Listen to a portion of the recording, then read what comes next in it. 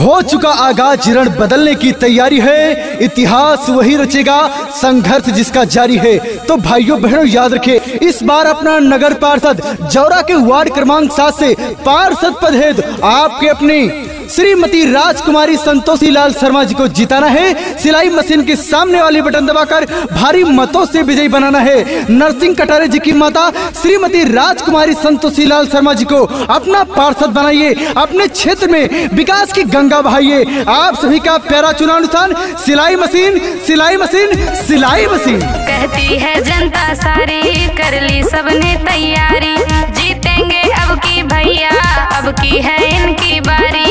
कहती है जनता सारी, कर ली सबने तैयारी, जीतेंगे अब की भैया, अब की है इनकी बारी। वार्ड नंबर 7 से पार्षद बनाना है, सिलाई मशीन का बटन दबाना है, राजकुमारी जी को अब की जिताना है, सिलाई मशीन पे बटन दबाना है।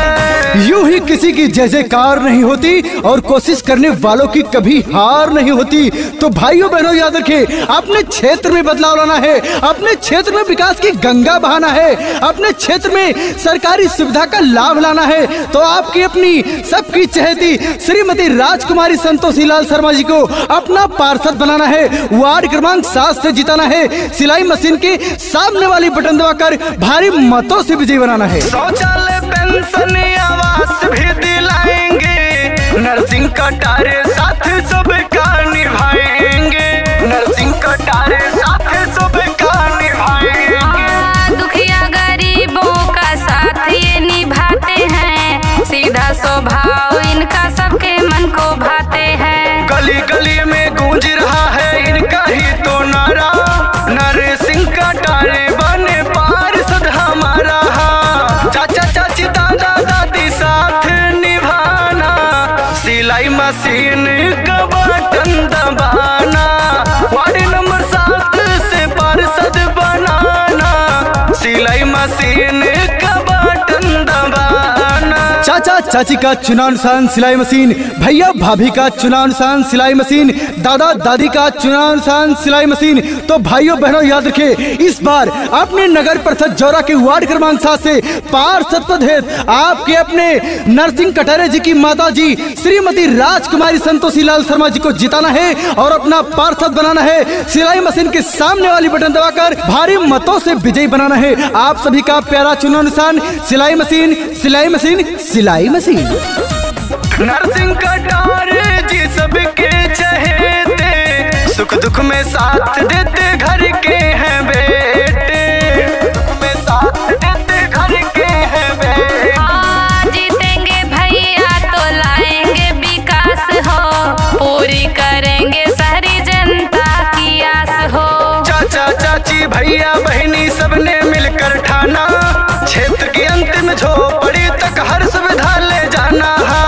जाति पाति वाला भेदभाव सब मिटाएंगे, सिलाई मशीन का बटन दबाएंगे, वार्ड नंबर 7 से पार्षद बनाएंगे, सिलाई मशीन का बटन दबाएंगे। तख्त बदल दो, ताज बदल दो, बेईमानों का राज बदल दो और जितना पुराना है सारा इतिहास बदल दो। तो भाइयों बहनों याद रखें, इस बार वार्ड क्रमांक 7 से अपना पार्षद नरसिंह कटारे जी की माता श्रीमती राजकुमारी संतोषी लाल शर्मा जी को जिताना है। चुनावानुसार सिलाई मशीन के सामने वाली बटन दबाकर भारी मतों से विजयी बनाना है। आप सभी का प्यारा चुनावानुसार सिलाई मशीन, सिलाई मशीन, जाना मत भूल सिलाई मशीन।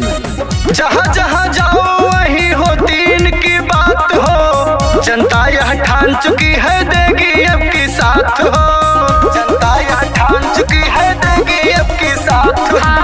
जहाँ जहाँ जाओ वहीं होती इनकी बात हो, जनता यह ठान चुकी है देंगे इनका साथ हो।